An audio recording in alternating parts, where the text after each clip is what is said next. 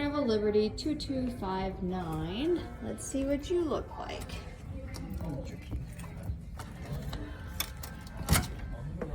Oh, welcome to the room. All right, so we're gonna start out by just scanning the room. This is just an ocean view room. It has a sofa, it's got a bed. The bed will convert to twins if you want. It has a TV over here. It's gonna have a little cabinet there. It's gonna have a mini cooler here. It's not a refrigerator, it is a cooler. It's gonna have a safe here. Nice bottle of water, great. They do charge for that.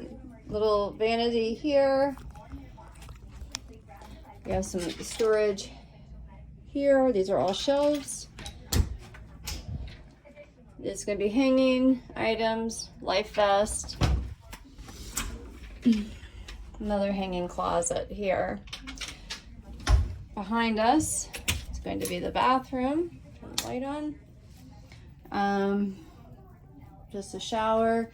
The Liberty's an older ship. It still looks good though. She still looks good. There. So let's just check out one more thing. This is going to be an ocean view. So you have a window. Don't have a way out, but there you go. We're still in port. This is Port Canaveral. So there you go.